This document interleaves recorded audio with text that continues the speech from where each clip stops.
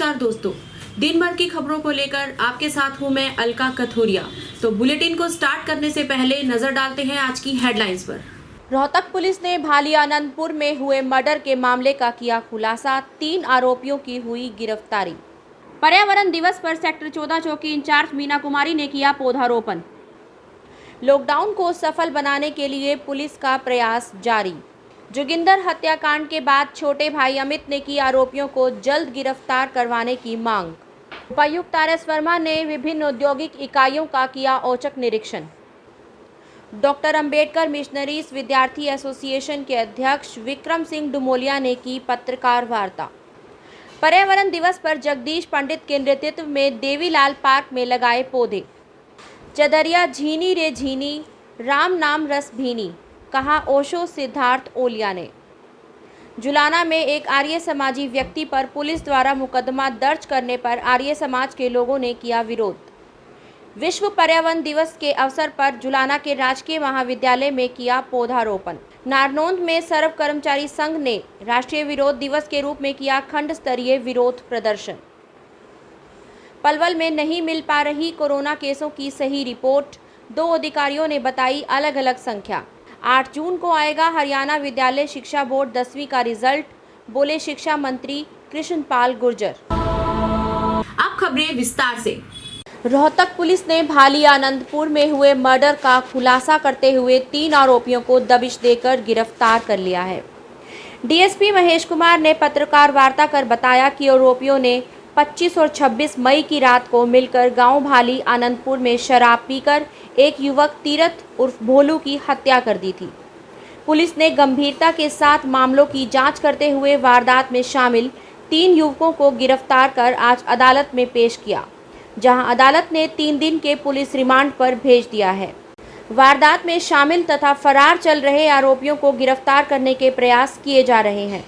मामले की गहनता से जांच जारी है। दिनांक 25-26 मई की रात को गांव भाली आनंदपुर में तीरथ उर्फ भोलू, जिसकी गोली मारकर हत्या कर दी गई थी, जिसके संबंध में बहु अकबरपुर थाना में मुकदमा हत्या का दर्ज किया गया था, जिस संबंध में गांव के 3 व्यक्ति तथा 2 अन्य काला और जोकर नाम के व्यक्ति थे, जिनका कल inspector Praveen Kumar CI incharge को सूचना मिली, जो इस मुकदमे में वांटेड संदीप, देवेंद्र और टिट्टू तथा राकेश, सुनील और वगैरह हैं। ये गांव भाली आनंदपुर के फाटक के नज़दीक वहाँ पे खड़े हैं, जिसकी इतला पाके एएसआई संदीप कुमार के नेतृत्व में रेड की गई, जिसमें संदीप, राकेश और सुनील ये मौके पे हाजिर मिले, जिनको राउंड अप किया गया और जिनको पूछताछ करके गिरफ्तार कर गए और जांच चल रही है। ये अभी तो जांच जारी है और जैसे ही जो ने इनका आज गिरफ्तार करके रिमांड लिया जाएगा, तो आगे जो भी बात आएगी आपको बता दिया जाएगा। विश्व पर्यावरण दिवस के अवसर पर मैं आप सबको हार्दिक शुभकामनाएं देती हूं, ये कहना है सेक्टर 14 चौकी इंचार्ज मीना कुमारी का। आज पर्यावरण दिवस के अवसर पर उन्होंने चौकी में पौधारोपण किया। उनके साथ सुनील और सतबीर भी मौके पर मौजूद थे। उन्होंने ये प्रण लिया कि वो आसपास के वातावरण को स्वच्छ बनाए रखेंगे, कूड़ा कचरा इधर उधर नहीं फेंकेंगे और लोगों को भी यही करने का आह्वान किया। बिजली का प्रयोग कम से कम करेंगे, अपनी नदियों को कूड़ा करकट डालकर दूषित नहीं करेंगे, वृक्ष लगाएंगे और प्रकृति के संरक्षण से जुड़े कार्यक्रमों में भी अपनी भागीदारी सुनिश्चित करेंगे। लॉकडाउन को सफल बनाने के लिए और बेवजह घरों से बाहर आने जाने वालों के खिलाफ पुलिस का अभियान जारी है। पुलिस वाहनों की बारीकी से चेकिंग कर रही है और आने जाने वालों से उनके बाहर आने का कारण भी पूछा जा रहा है और आवश्यकता पड़ने पर वाहनों के चालान और ज़रूरत पड़ने पर उन्हें इम्पाउंड भी किया जा रहा है। आपका तो वो बात नहीं है, भी आप चालान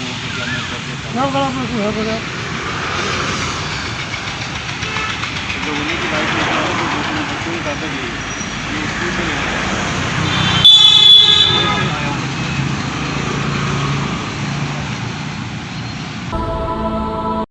गत दिवस गांधी कैंप में हुए हत्याकांड में मारे गए जोगेंद्र के छोटे भाई अमित ने आज पुलिस प्रशासन से जल्दी ही आरोपियों को गिरफ्तार करने की मांग की है। उन्होंने कहा कि 24 घंटे में अभी तक पुलिस आरोपियों को गिरफ्तार नहीं कर पाई है और उन्हें भी अपनी जान माल का खतरा है। मैं अमित हाँ जी। सन ऑफ राम प्रकाश जोगिंदर का छोटा भाई हूँ।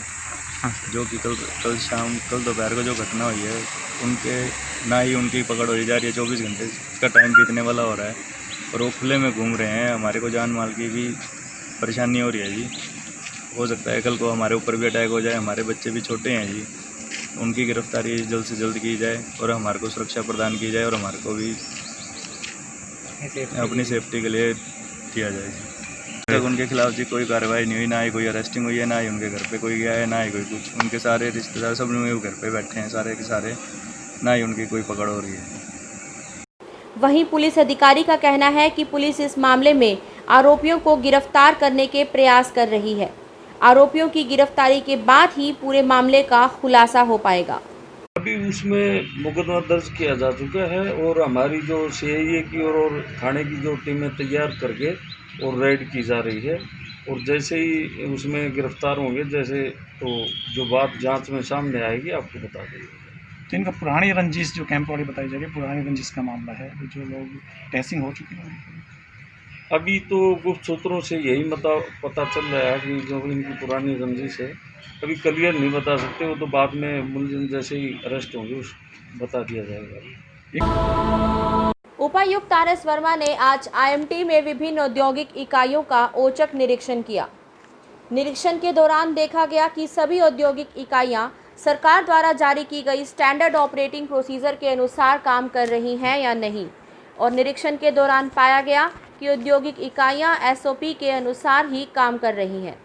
उपायुक्त ने मारुति और लोटे सहित कई औद्योगिक इकाइयों का निरीक्षण किया। इस दौरान उपायुक्त के साथ जीएम डीआईसी राजेश खेड़ा भी मौजूद थे।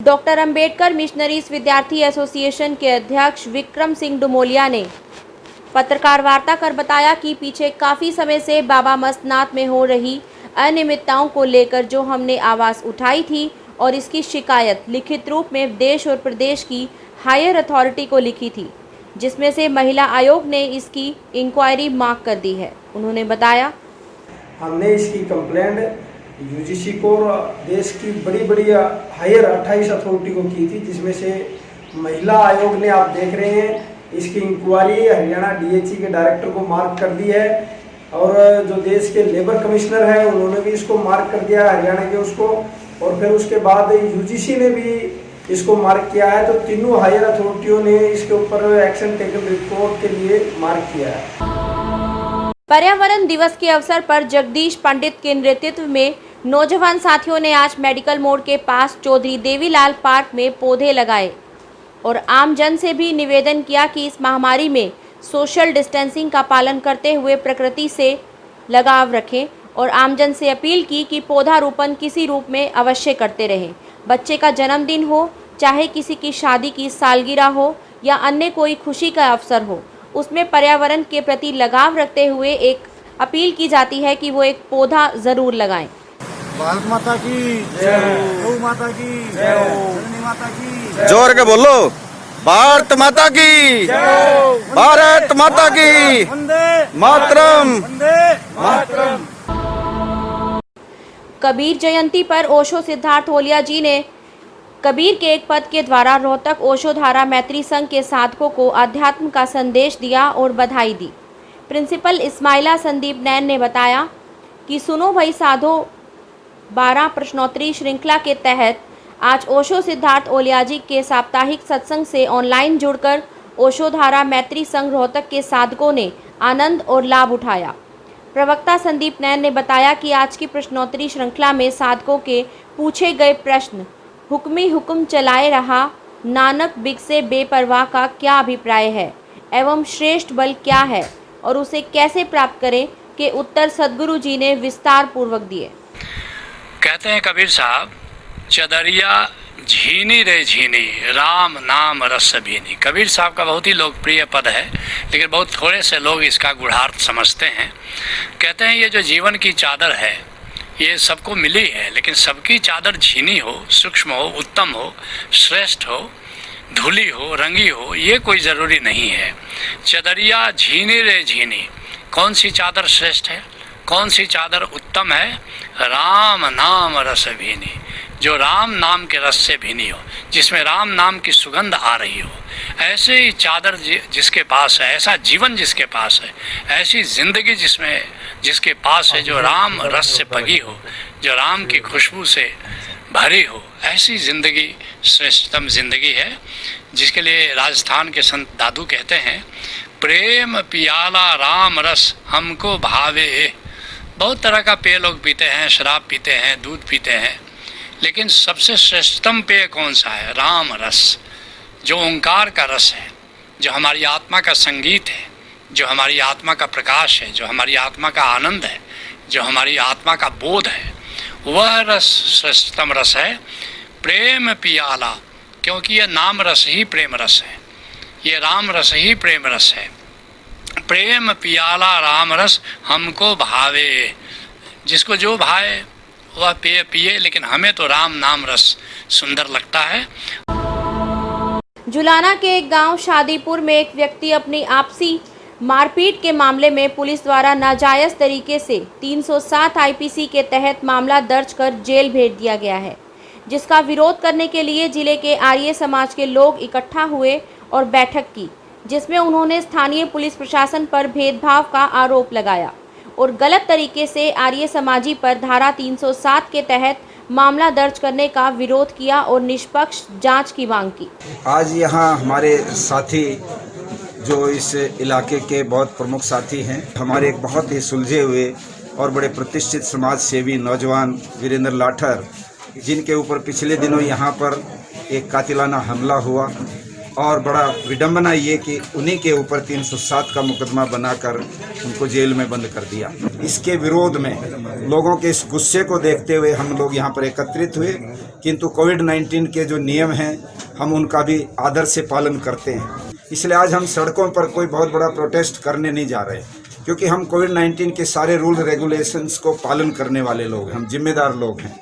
और स्पष्ट रूप से हम ये मांग कर रहे हैं कि डीसी साहब ने हमें आश्वस्त किया, 2-3 दिन पहले हमारा डेलीगेशन मिला, हमें विश्वास है कि वो ज़रूर न्याय करेंगे, किंतु अगर उसमें हमें 1% भी ये बाद में लगा कि हमारे साथ अन्याय हो रहा है, तो मैं यहाँ पर इस बात को स्पष्ट कर देना चाहता हूँ कि आर्य समाज का संगठन देश दुनिया में बहुत बड़ा संगठन है और इस जींद जिले में और हरियाणा में भी बहुत बड़ा संगठन है। और केवल आर्य समाज नहीं, उसमें तो बहुत सारा समाज जो भी मौलिक अधिकारों की लड़ाई लड़ते हैं, मानव अधिकारों की लड़ाई लड़ते हैं या आम आदमी के ऊपर होने वाले अत्याचारों के खिलाफ आवाज़ उठाते हैं, वो सब के सब लोग मिलकर इस युद्ध में शुरू होंगे। और हम वो मौका देना नहीं चाहते, हम चाहते हैं कि इस तरह की कोई स्थिति पैदा हो नहीं, तो उससे पहले ही इसका निराकरण हो जाए, ये हमारी मांग है और इसी के लिए आज हम यहाँ पर एकत्रित हुए। विश्व पर्यावरण दिवस के उपलक्ष्य में आज जुलाना के गांव ब्राह्मणवास के राजकीय महाविद्यालय के प्रांगण में अध्यापकों ने पौधारोपण किया और पर्यावरण को बेहतर बनाने का आह्वान किया। अध्यापकों ने बताया कि गत 31 मई को देश के प्रधानमंत्री नरेंद्र मोदी ने पर्यावरण बचाए रखने के लिए प्रत्येक व्यक्ति को पौधारोपण करने का आह्वान किया था, जिससे प्रेरित होकर उन्होंने आज ये पौधारोपण किया है। उन्होंने बताया कि पर्यावरण बेहतर रहेगा तो हम सब सुरक्षित रहेंगे। उन्होंने यह भी बताया कि सभी को अपने जीवन में एक पौधा अवश्य लगाना चाहिए। जींद से जयवीर सिंधु की रिपोर्ट। सबसे पहले तो मेरी सभी भारतवासियों से हाथ जोड़ के विनती है कि हमारे माननीय श्री प्रधानमंत्री मोदी जी ने जो एक संदेश दिया है कि हर आदमी कम से कम अपने जीवन काल में कुछ ना करे तो कम से कम एक वृक्ष अगर लगाए तो हम इस बिगड़ते संतुलन को बचा सकते हैं। जो प्रकृति की विनाश लीला अभी हमारे सामने देखने को हम हर तीसरे दिन कहीं तूफान आ रहा है, कहीं बाढ़ आ रही है, वो सब उसका जो कारण है वो ये है कि पेड़ों की जो संख्या कम होती जा रही है। अगर पेड़ रहेंगे तो जीवन भी रहेगा, प्रकृति भी सुरक्षित रहेगी, जीव जंतु सुरक्षित रहेंगे। और सभी से मेरी विनती है कि आप जितना हो सके मैक्सिमम पेड़ लगाएं। पर्यावरण दिवस चलो अच्छी बात है, विश्व मनाता है। मेरा मानना यह है कि हर दिन पर्यावरण दिवस है। जब भी आपके पास समय हो, जब भी आपके पास टाइम हो, आप एक पेड़ को लगाएं और उसकी पूरी तरह से उसकी देखरेख करके उसको पूरा वृक्ष बनाएं। सर्व कर्मचारी संघ ने राष्ट्रीय विरोध दिवस के रूप में नारनौंद में खंड स्तरीय विरोध प्रदर्शन किया, जिसके बाद उन्होंने नारनौंद के तहसीलदार अजीत सिंह को मुख्यमंत्री और प्रधानमंत्री के नाम पर एक ज्ञापन भी सौंपा, जिसकी अध्यक्षता ब्लॉक प्रधान रोहताश शर्मा ने की। प्रदर्शन में सर्व कर्मचारी संघ, अग्निशमन, चतुर्थ श्रेणी union, all Haryana power corporation worker union ने भाग लिया। सचिव योगेंद्र माजरा ने कहा कि बिजली निजीकरण संशोधन बिल 2020, हटाए गए पीटीआई अध्यापक, स्वास्थ्य विभाग में कच्चे कर्मचारियों की छटनी और नई भर्ती पर लगाई गई रोक इत्यादि जन विरोधी नीतियों के खिलाफ ये विरोध दिवस मनाया गया। नारनौंद से दीपक की रिपोर्ट। ये ज्ञापन दिया जी अपनी मांगों को संबंधित सर्व कर्मचारी संघ ने ये अपने एक तो ये जो सिक्योरिटी पीटीआई वगैरह शिक्षक जो हैं, एक तो इनके समर्थन में अपना ज्ञान दिया है, एक पेंशन महंगाई भत्ता वगैरह के संबंधित दिया है, लेकिन भाई सरकारी जो विभागों में ठेके पर कर्मचारी ना रखे जाए, इस तरह की मांगे हैं विभाग की कर्मचारी संघ की, वो भेज दी जाएंगी। 4 जून को सर्व कर्मचारी संघ हरियाणा सभी जनवादी संगठनों के साथ मिलकर के जो नया बिजली विधेयक बिल 2020 लेके आए हैं, उसका विरोध करते हुए 1983 पीटीआईज को जो गलत तरीके से निकाला गया है और नई भर्तियां रोक दी गई हैं, कच्चे कर्मचारियों को समान काम समान वेतन ना देते हुए और आउटसोर्सिंग से भर्ती 10,000 से ज़्यादा स्वास्थ्य विभाग के कर्मचारी को सरकार ने तुरंत प्रभाव से निकालने का काम कर रही है।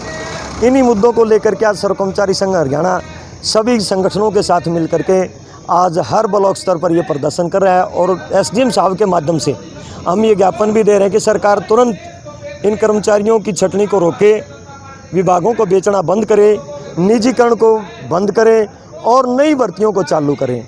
निजीकरण के साथ साथ जो कर्मचारियों के ऊपर इन्होंने अभी जो दिए उनका फ्रीज करना और एलटीसी रोक देना, इस तरह के जो मामले हैं उनको तुरंत प्रभाव से चालू करें।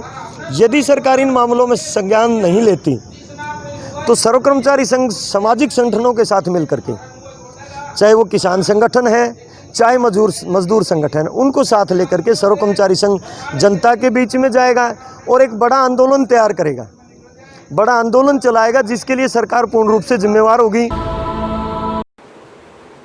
पलवल जिले में कोरोना पॉजिटिव केसों की संख्या को लेकर स्वास्थ्य विभाग द्वारा सही जानकारी न सामने आने के चलते स्थानीय लोगों में कश्मकश का माहौल बना हुआ है। अक्सर मीडिया को जानकारी मिलने के पहले सोशल मीडिया इन केसों की जानकारी शेयर करते देखा जा सकता है। इसी कड़ी में गुरुवार को एक और जहां स्वास्थ्य विभाग पलवल द्वारा जारी देर शाम के बुलेटिन में होडल के कुल 5 केस सहित 13 केस पॉजिटिव बताए गए, जबकि अकेले होडल में ही कुल 10 केस सामने आए हैं।